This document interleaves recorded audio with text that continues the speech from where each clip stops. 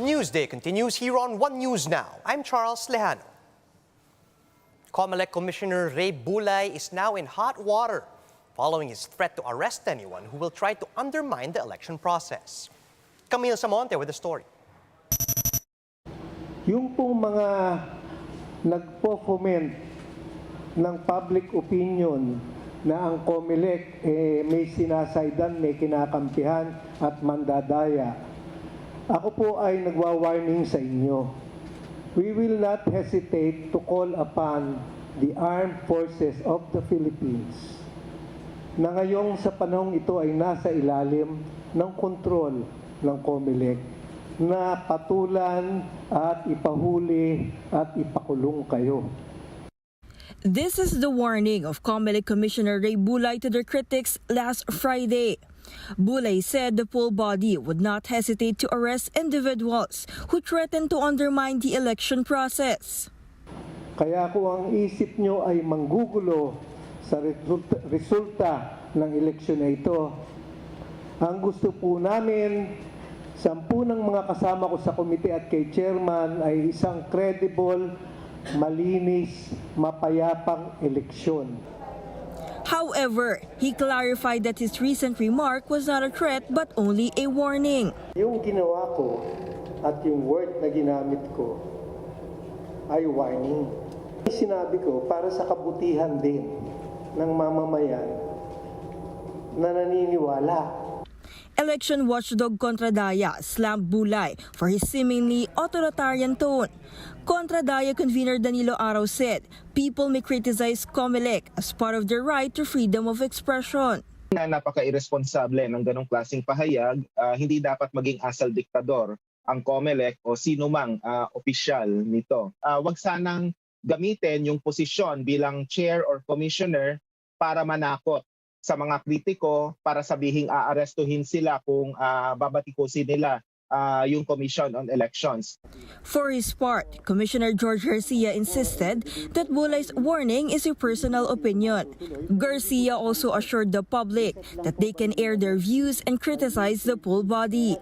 Ako personally, as a member of the Commission, I would always exercise the highest degree of restraint as far as yung mga opposition o yung mga condemnation or whatever against the Comelec is concerned. Nakatulong po sa amin yan sa Comelec, kahit po dito sa region, kahit sa local. Pag may mga tumutulig sa, hindi kami dapat onion skin. Meanwhile, election lawyer Romulo Macalintal also reminded Bulay that warrantless arrest is illegal. Siyempre, ang mga botante, very active yan. Until and unless you have direct evidence showing that they are disseminating wrong information or they are destroying the image of the Comelec, the presumption is that they are doing good. They are innocent on the accusations being made by some members of the Commission on Elections. And of course, as I said, you just cannot impose or you cannot just arrest them without any warrant of arrest. For News 5, Camille Samonte, We Are One News. Election lawyer Emil Mirañon III emphasized the need for public trust in the elections. In an interview with 1PH's Wagpo, Marañon said that the Comelec has the responsibility of appeasing the doubts of the public regarding the elections. Instead of threatening voters, Marañon said the Commission must assure the integrity of the polls by promptly answering the public's concerns. Yung expectation natin is yung government officials natin po, hopefully po, sabi nga nila, dapat hindi onion skin. And in other words po, dapat sanay na po sila sa criticisms at pagdududa ng publiko. So in other words po, ang Comelec dapat may responsibility po na i-appease whatever man po yung duda ng taong bayan and assure them na tama po yung ginagawa ng Comelec. Bilang government official, it is your obligation actually to answer these criticisms and try to assure the public na may integrity po yung commission. More supporters of Manila Mayor Isco Moreno are switching to Vice President Leni Robredo just 2 weeks before the May polls. Mobile journalist Pamela Vazquez gives us the front seat to the story. 2 weeks before the May polls, presidential candidate Mayor Isco Moreno seems to be losing more backers. This as more groups and key officials have made a switch from him to Vice President Leni Robredo. The latest is Maguindanao 2nd District Representative Toto Mangudadatu. I fully support and understand him. That's how you understand your people. People change their mind. And in the likes of what we're doing right now. O baka magbago ang isip ng iba. Mangudadatu is running for governor under the United Bangsamoro Justice Party of the MILF, which in historical first endorsed the Vice President. Aside from this, another political party, a faction of the Partido Federal ng Pilipinas led by Abu Bakar Mangelen, shifted support, to which Moreno responded amicably. Thank you lang. Basta again, diretso sa tao. Tao ang boboto. Amid political shifts, Moreno went on with their campaign in vote-rich Western Visayas, home to over 5 million registered voters. With him is running mate Doc Willie Ong and his senatorial slate. Here, Moreno once again brought up his Visayan roots, with his father hailing from Antique and mother from Northern Samar. Ako lang yung kandidato nilang may dugong Ilonggo. For the first time, o at least may kandidato sila na pwede nilang samahan. After this, the camp will head to the Binirayan Stadium and cap off the day with a grand campaign rally. On the Comelec's debate third panel interview, meanwhile, Moreno said he will attend as long as his schedule allows. Mobile journalist Pamela Vasquez, We Are One News. Domingo Tutaan, one of the retired generals supporting Vice President Leni Robredo, says his candidate will also be focusing on solving key national security issues if she wins the elections. On 1PH's Sa Totoo Lang, Tutaan said he supports Robredo as she has vowed to secure the West Philippine Sea, address communist insurgency, and modernize the AFP and PNP. Tutaan is backing Robredo's plan to address the root causes of insurgency. And in terms of the country's claims in the West Philippine Sea, Tutaan is confident that Robredo will defend the country's territory. He also stressed that Robredo's administration will only base its relationship with China on an agreement that the West Philippine Sea is rightfully ours.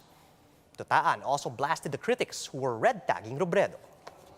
Unang-una dyan is yung sa ating sa West Philippine Sea.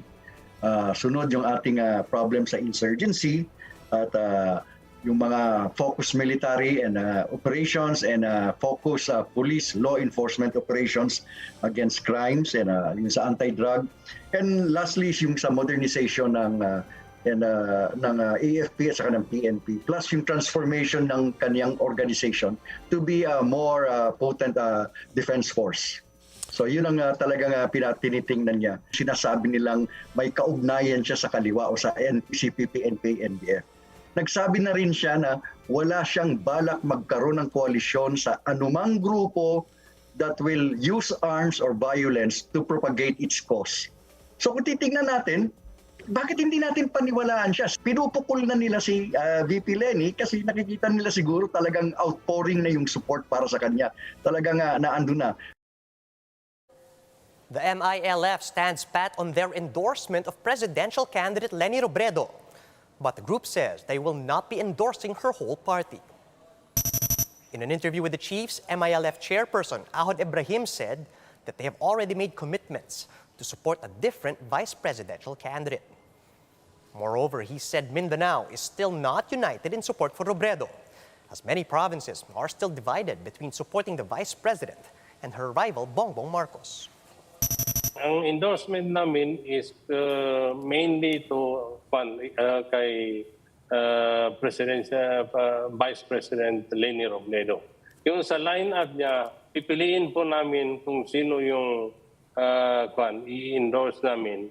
Although we have made commitment also sa kay President Duterte na we will also support the candidacy of his daughter, Sara Duterte. So, maaring i-endorse din namin, tingnan namin kung ano ang magiging views ni Sara, VP Sara, candidate for Vice President. Kung talagang magpapa-endorse po sa amin, then maybe we are willing to endorse her also.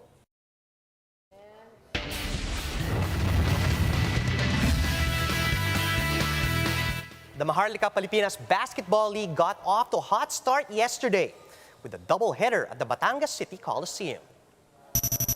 For the main event, inaugural champs Batangas started strong with a 20-point win against Imus 76-56. The Batangas City Embassy Chill stayed cool as they kept a wide margin all game long to start their campaign with a W. Meanwhile, Sarangani escaped Valenzuela in a close encounter to get their first win at 77-73. MPBL action continues on Monday, May 2, with another doubleheader pitting Bacolod against San Juan and Nueva Ecija against Pasig. Here's a quick look at some of today's headlines. Another round of big-time oil price hikes takes effect today. We are less than 2 weeks away from the May 9 polls, and some voters can't find their names in the Comelec's precinct finder. And the reigning Miss Universe, Harnaz Sandu, is currently in the Philippines. And those are the top stories at this hour. Join us again later at 11 a.m. as we continue to monitor the day's biggest stories. You can also catch One News on the Signal Play app. Just register for a free account at www.signalplay.com so you can stream One News live anytime and anywhere. I'm Charles Lejano. Mask on, wash hands, and stay safe, Philippines. We are One News.